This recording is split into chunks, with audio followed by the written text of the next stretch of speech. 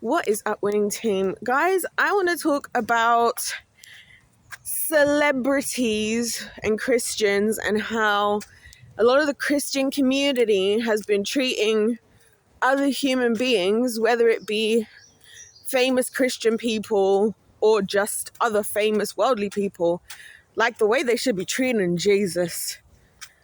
And the reason why, by the way, before I get into this video, I just saw the sweetest man ever with the most beautiful smile. It's the only way I can describe it. Who smiled at me because he was in his car and he was just like, "You all right?" And then he just smiled at me, and oh my gosh, he just had the most beautiful smile. And I just love men, honestly. They're just God's greatest gift. I must say this, you guys, because I'm helping the Lord to fight the kingdom of darkness and the hatred towards men these days. Anyway, so that's why I'm saying so much stuff about men out loud, because I'm like, Satan, you're not going to have me. I'm not going to be another one of the girlies talking about straight men are the problem. Not me. Not me. I'm going to be an ally. Anyways, let's talk about the Cristianos, right? Well, that just reminds me that me and my friend and her husband's sister and my friend's daughter had this long debate about how we all think Ibrahimovic, as in Zlatan Ibrahimovic, the football player, is an absolute salt, as we would say, from Essex. But for those of you not from Essex, absolutely gorgeous. And we just don't really think Cristiano Ronaldo is that special, to be fair. Anyway, this is so not important for the video. So let's talk about Jesus, my favorite of all. Yeah, a lot of the Christian folks and people have been. I was just listening to a Marcus Rogers video, and I love me some Marcus Rogers. Marcus Rogers is my favorite man of God. He's my favorite pastor. He's my favorite Christian YouTuber. He's my favorite Christian everything, because he is straight to the point, and he is like, he's so to the point that every time I listen to his videos, he reminds me that I need to consistently consecrate myself. I need to consistently allow the Lord to do work in me, because I'm definitely needing work. And he operates at a level of just discipline and godliness that I am not at. And I always believe you should always be listening and encouraged and take advice, and ideally be mentored in person by people who are like at a higher level than you are, like in terms of, and I don't mean like he's more godly. I mean that God is God. Like, the full power of Jesus Christ is available based on his name. You know what I'm saying? But he's more, it's more prevalent in his life, and he's more sacrificial, and he's more, knowledgeable. And so I love listening to Marcus anyways. He's my favorite. And then funnily enough, and this is why I'm even mentioning him, he's like massively controversial as per the Christian community, which is quite funny because, again, right now we've got so much stuff going down, right? We've got friggin' what's the story in Balmoral today? Right, we've got Kirk Franklin having Kamala Harris dancing on stage with him. Like, first of all, she's just the cringiest of all cringiest people ever. Like, so cringy. With Kamala Harris, why would he be with her? The cringe part isn't the important part, but the cringe part is that it's like, you're like, so many of these things I'm going to say, it's like Christians are doing things with people. Wow, the ducks are really doing something. I don't know where they're going, if they're going on a journey, but all of them are just flocking over there, if that's even the word to use, and they're having conversations. It's because the dude is throwing bread. Honestly, I think people need to just let the Lord feed the animals, because the nonsense that we're feeding them is not better than God will look after them. It's like in the Bible says that if the Lord feeds the animals, and how much more is he going to look after us and provide for us? That's why I love God. He's just amazing. Anyway. So, what was I saying? I can't remember what I was saying. Yeah, so like all of this, like doing things, I don't know. I guess what I'm trying to say is, guys, I'm struggling to spit my words out, okay?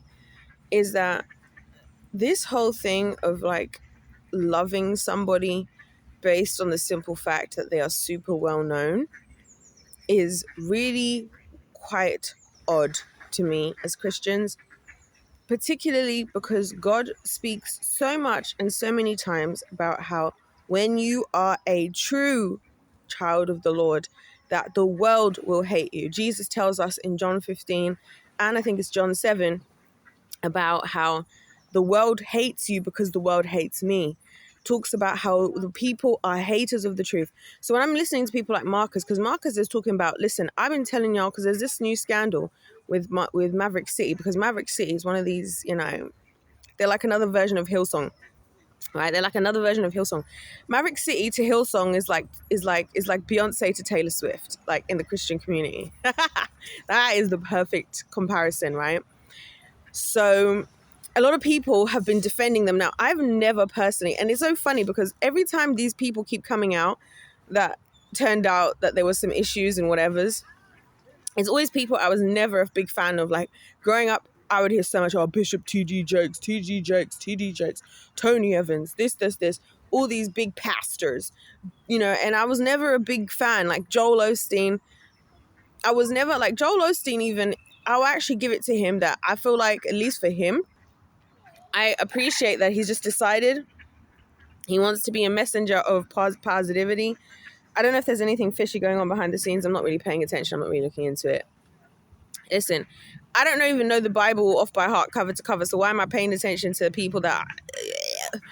Anyway, so I've always kind of been like that. Anyway, Maverick City now, they're having this whole thing because I believe it was at the Grammys.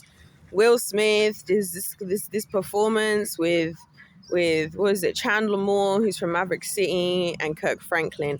It was looking hella demonic because I remember the first time I saw a clip, my friend had sent me a clip and she was like, the hell is Will Smith doing? The one I was with in Italy, she's like, the hell is Will Smith doing? And then we talked about it, and then while I was there, we discovered that it was part of a performance and that Kirk Franklin and Chandler Moore were there. And we were just like, we got too much other stuff to deal with to be getting into all of this Christian malarkey today, everybody. So we just had to skip on past. So we did. And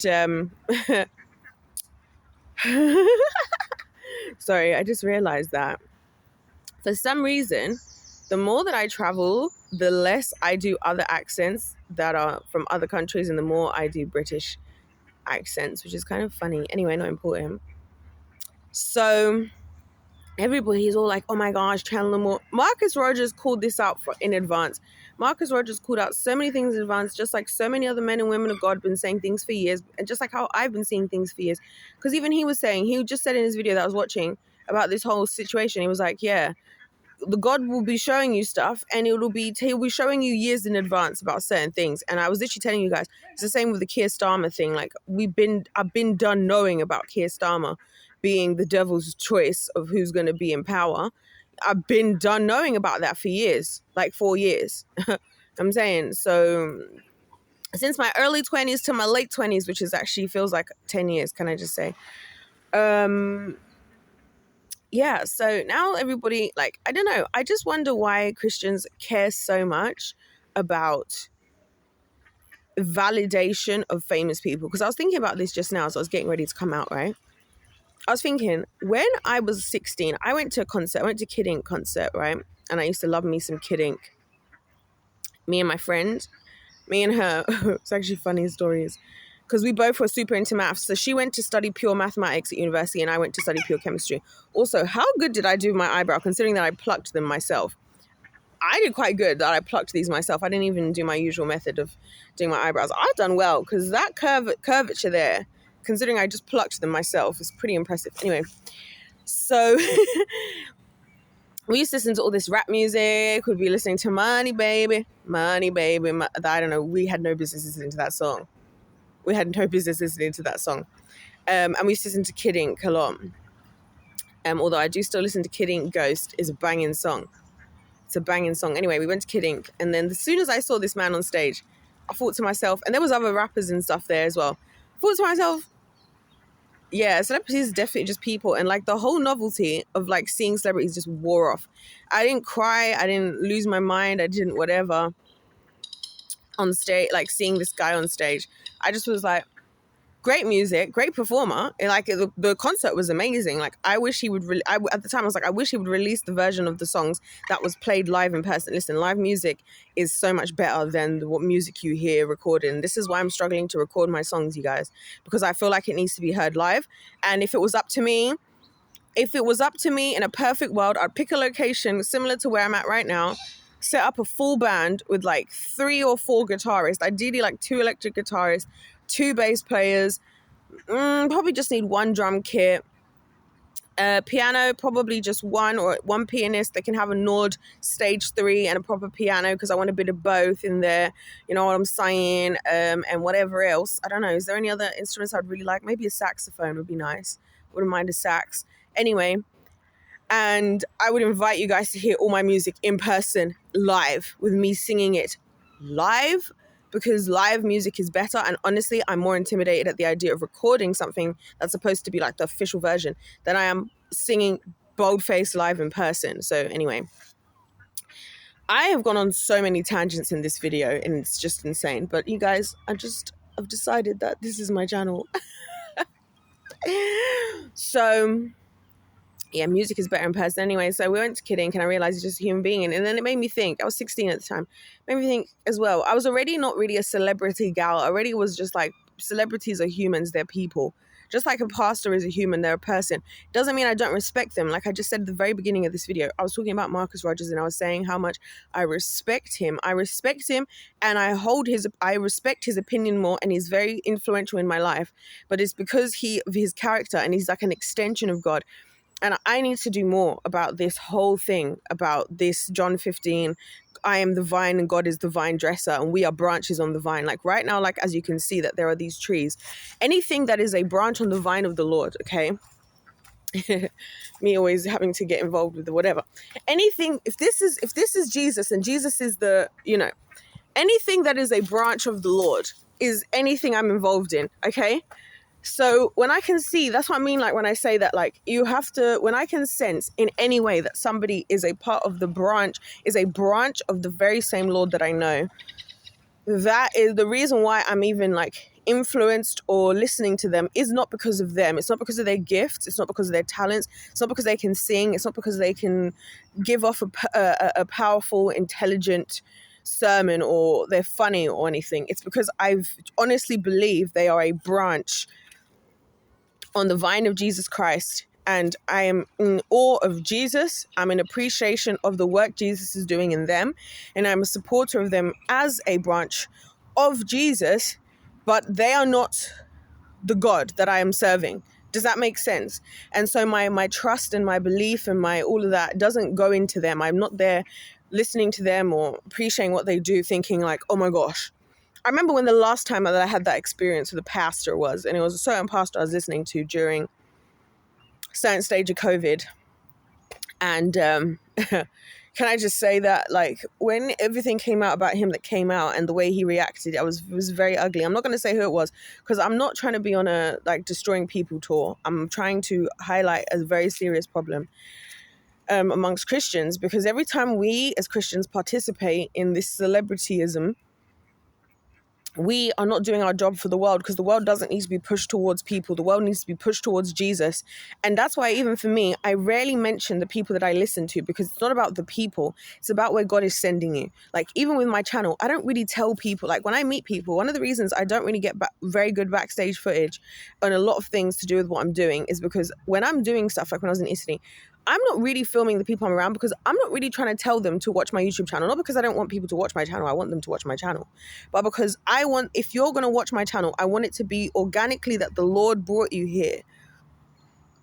And I truly believe that any of you who are watching my videos, particularly because I know that if you search my YouTube channel, in fact, I know people on YouTube, some of you guys who are subscribed to my channel who make even say just as controversial, if not more controversial things than I do. If I search your channel name, it comes up. You search my channel name, you will not find it unless you search the one winning team. If you search the winning team, you will not find my videos, will not pop up. Not my videos. There's only one video that will pop up that somebody else did a reaction to one of my videos. So I want people to find my channel organically. If you find my channel, I promise you it's the Lord, because it's not YouTube algorithm.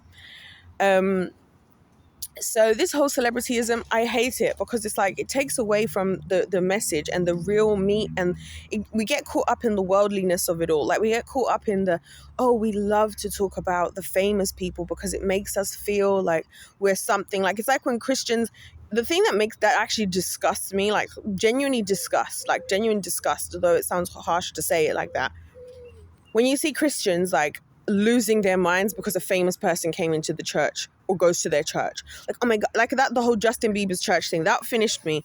Especially because I went to Hillsong for a little while. It was about a year. I was in a church that was a cult. Then my friend, the friend that I've now rekindled with after like 9 years, 8 years, however long it was.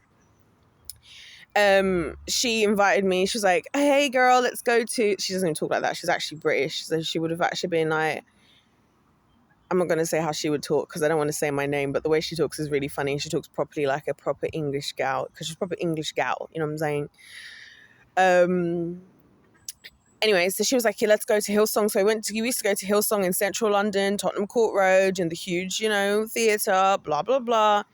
And so I know very well what Hillsong is like because I went there. I even went to one of their Bible studies a couple of times and I ended up bumping into somebody else that I knew.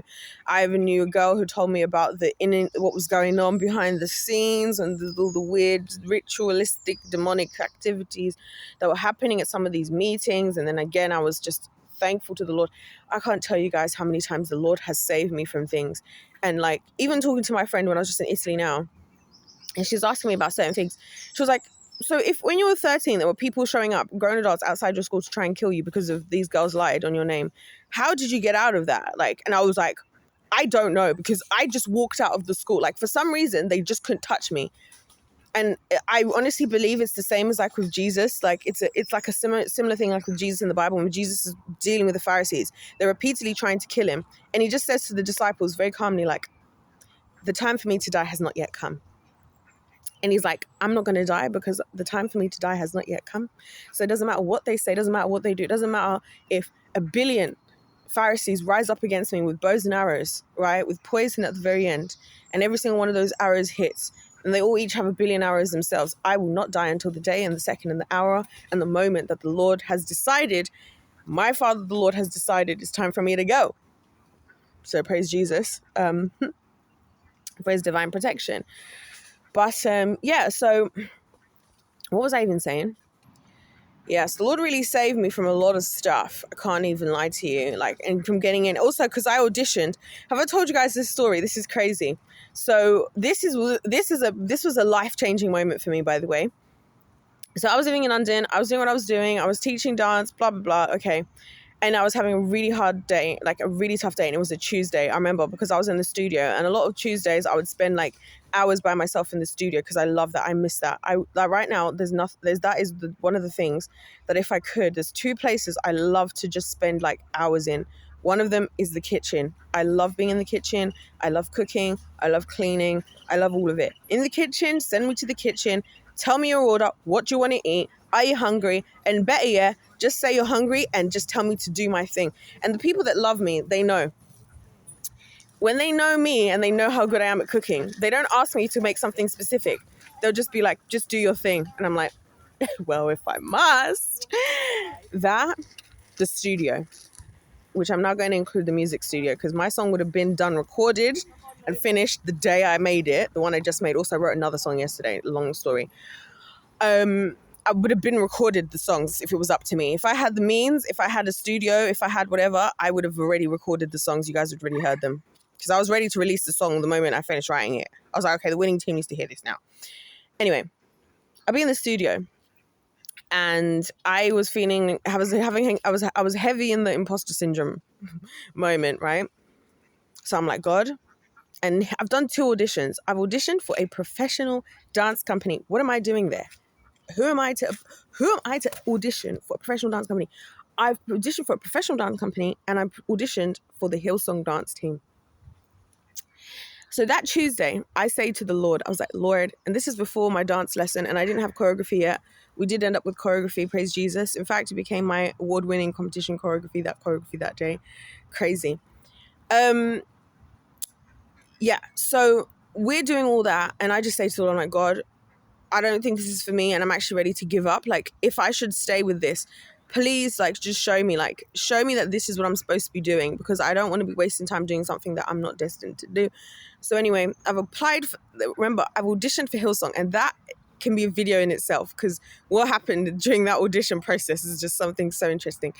And I've auditioned for this professional dance company. Now, can I tell you, when auditioning for this professional dance company, I never in my life felt more out of place and less qualified for anything in my entire life. So with that being said, I didn't know when I was going to hear back from the people, but I knew I was going to hear back eventually by the end of that week. But I made that prayer on that Tuesday. Walking out from the dance studio after me actually teaching that evening, because I taught that evening on Tuesdays. Anyway, I'm just walking with the gang. We're going to the bar, the university bar, whatever. And I check my email, and I have 2 emails, right? Hillsong, I was not accepted. Professional dance company, you've made it. I couldn't believe it. I assumed that I was going to get into the Christian one because it's the Christian thing. So I was like, oh, the Hillsong, I'm for sure going to get in. And also, another funny story arc is that one of the guys in my band, actually the main musician, he was actually the music director for my company, also plays in Hillsong band. In the actual band, like the one, yeah. So, yeah.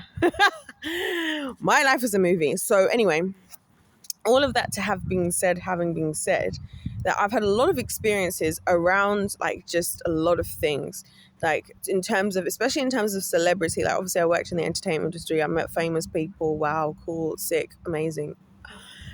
And so for me to watch the Christian community, like the person who, and this is the thing for me, when it comes to Jesus and when it comes to God, I love God and I love Jesus and I love the Holy Spirit, not because the Bible tells me to do so, but because of who they are as people. Who God is as a man is what encapsulates my brain. And I'm just like, I could never put anybody above you, because God, I truly believe God is the most high. I truly believe God is the most powerful. I truly, like, it's not like I'm doing it out of celebrityism, because if I was, I wouldn't follow God, because it's not the popular thing. Again, godly people do not tend to be popular. Jesus was popular amongst the people who needed the help and were ready to receive help, right? But for Herod, when Herod heard there was a king coming that was about to be born, Herod went around killing all the babies, right? When the Pharisees heard about Jesus, they were trying to kill him, and then they eventually got him killed.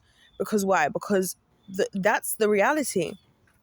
So when I see these celebrities and these people, and I see Christians being so enslaved, it's like, I don't know that you even know God the way that you think you do. Because if you knew God the way that you're claiming to, or the way that you're acting like, or the way that your platform would make you look, or the way that your demeanor or whatever would make you look, you would appreciate that. First of all, if these people of the world are coming around you, it is your job as a child of the Lord to protect them and to look after them and to love them the way Christ does. You do not put them out in shame. You do not, like, there's so many people, so many times I get frustrated when people have to tell the whole world, oh my gosh, so-and-so gave their life to Jesus, and it's a whole public thing for everyone. Like, I know about a lot of things that go on behind the scenes, and there are some people that I even know about, even famous people, right, that I know personally, who the Lord is, like, doing work with them, but you ain't going to catch me talking about them in a YouTube video. You're not going to catch me talking about them in a YouTube video. You know why? Because if I am in their life, I am there to pray on their behalf. I am there to war on their behalf. I am there to help receive their soul into the kingdom and claim their soul for the kingdom of heaven, and to support them in whatever they need. Not to make a spectacle, not to make look famous, not to look cool, not to whatever. And for me, that's in a very small way. Like, it's not in a huge way. You know what I'm saying? So when I see these people like this, I'm like, wow, you have had the opportunity. And then it's just the slavery of it all that gets to me, of like, you really care about people. Like, you really were, like, these are your gods. Like, a lot of Christians, it's crazy to me, right, that somebody will sit here. I can say everything I can say about the Lord. You can ask me about the gospel. What is the gospel message? You can ask me about so much about the Bible. You can ask me about the Lord. You can ask me about when I was baptized. You can ask me all these questions. And Christians will critique somebody like me because I don't look the way they want me to look as a child of God. But when a famous pastor or a famous musician does something wrong, it's, oh, we got to show grace. We have to show grace. Even Marcus Rogers was talking about it. He was talking about Ruslan, and I'm not gonna lie to you, Ruslan is very intelligent. He's not personally my personal cup of tea, exactly. Just because I don't like the way he wasn't sure if Marcus was his brother in Christ, because Marcus doesn't use the word Trinity, which I can't deal with how stupid that argument is, right? Because Trinity is not a word in the Bible. And Marcus was quoting scriptures to say, I believe in the Godhead, God the Father, Son, Holy Spirit, all God, all the same God, through one God, three persons, like, the same thing. They were saying the same thing, but the Trinity word, oh gosh, right? He was even saying, even Ruslan was like, oh, when the Maverick City had issues before, it's all like, oh, we got to show grace. We got to show grace. We got to show grace, right? But when it comes down to the word Trinity, and you're talking to Marcus Rogers, now you want to be hypercritical. Now when it comes to Marcus Rogers, who you don't like, even though everything he's saying, he's backing up with scriptures far more than I do, and you're saying, and now you want to critique him because in his past he got divorced and he did this, and people be bringing up his past from like 10 years ago in the Christian community, and I'm like, you guys actually are just trying to find a problem. Like, you guys actually modern day Pharisees, right? Yeah, we all talk about giving grace to Maverick City. Now Maverick City is getting on stage. We've got Chandler Moore getting on stage. We had Dante Bowe, who had his whole situation. Now we've got Chandler Moore, who's all on stage here dancing with freaking Will Smith, one of the most demonic people that you could possibly be getting involved in. Let's not even talk about the guy anymore, because I do feel for him in the sense that he is a slave to Jada, right? I believe, but I also believe like he's willingly there, like he knows what kingdom he's working for, and he's proudly being an ambassador of the devil. So like, do you, king? Like, if that's what you want to do, if that's the kingdom you want to be kinging in, go and king in that kingdom. Like, I don't care, but like, I wish you wouldn't. I would pray for against that, but if that's what you want to do. So when he was seeing Kirk Franklin, and then Kirk Franklin's all gyrating on stage, dancing like he's whatever, telling everybody that some of his best worship songs he wrote naked on the piano. I'm like, who needed to know that though? Because who actually needed to know that? Nobody needed to know, but everybody wants to nitpick at those people. So the grace is for the popular, well-known, when it's the celebrity, not even the celebrities, because celebrities the Christian community comes for as well, because they'll be like, oh, you said you love Jesus, now how come you don't like, and then they'll start they'll start listing off things in the Bible, and I'm like, some of you know you don't do this yourself. You're just bitter because now they're famous and they have Jesus, and you just feel bitter that you're not famous with Jesus, because you actually care about fame, because you actually care about validation from this planet. But anyway, so these pastors and whatever, then it's like, oh, we've got to show them grace, even though, like I've been quoting to you guys from 2 Timothy, I believe it's 2 Timothy, the script, 2 Timothy 3. Is it 2 Timothy 3? It's in the Timothys, I believe, and it's in a 3. 2 Timothy 3 or 1 Timothy 3, I believe 2 Timothy 3, where Paul, and I find that piece of scripture so interesting, because Paul is writing a letter to Timothy, who's a young man. So that's why I relate a lot to Timothy, because a lot of Paul's like things he was saying to him, I relate to, where he's like, don't let people disregard you because of your age, yada, yada, yada. And I'm like, thank you, praise Jesus, because it'd be the ghetto out here. People would be like, just because you're young, you must be an idiot, because that's how I get treated every day of my life. So, and he's explaining to him, like, this is what the office of an overseer, of a deacon, or whatever is supposed to be. You are held to a higher standard. God holds you to a higher standard because you are going to be a shepherd. You are going to be a leader of a flock. So you are held to a higher standard. So when people are making more excuses for people holding themselves up there and proudly calling themselves Bishop T.D. Jakes, proudly calling themselves Pastor Tony Evans, proudly calling themselves all these names, right? Enjoying the platform, enjoying whatever they do, right? All that malarkey, right? And then when they fall, people be like, oh, we got to show grace. But then when you meet somebody who's just met the Lord, who's trying their best, grace isn't there anymore. I can't stand it. I can't stand it. I can't even stand it. It is the most demonic thing, because you know why? Because that isn't birthed. It's not that people are trying to show grace and care towards the pastors, because I'm a pastor's kid, right? And I believe pastors need prayer. I believe people should be praying for their pastors the same way the pastor's praying for you, because being in that position is a lot of hard work. It's a lot to have to go through. It's a lot of pressure, and the enemy is going to always attack you. The more of an influence you have in the body of Christ, the more the enemy is going to attack you. Ain't that a word from me? And so from that standpoint, I'm not saying let's not have grace, but what I am saying is that, like, bruh, a lot of this grace that's being shown is being shown because you are putting that person and they're an idol. What is on my face? For goodness sake. They are an idol to you. They're an idol. They are a god. You are showing them grace because you don't want to believe that this thing that you believed in, this is a problem with idolizing. you don't want to believe that the person that you are putting all your faith and hope and everything into, you don't want to believe that they could possibly do something wrong or do something as wrong, because now that's going to ruin your whole, it's going to ruin your whole, what's the word I'm looking for here? It's going to ruin your life, because you built your life where you should have built your life around God, and Jesus should have been at the center, and Jesus should have been the cornerstone and everything. And you've made this person the center and the cornerstone. And now, because they're not worthy of being a center or a cornerstone, now when they come crumbling, everything else has to come crashing down. And so rather than acknowledging that everything has to come crashing down because you've idolized them, instead you just take the other option, which is, oh, I'm going to just show them grace. You're doing that for yourself, not because you care about them, but because if you actually have to accept that this person that you've put on a pedestal to the level that you should be putting Jesus on a pedestal, if you realize that that's what you were doing, you wouldn't have done it in the first place. And also, if you're realizing now that's what you've done, you now realize that your whole life is built upon a lie.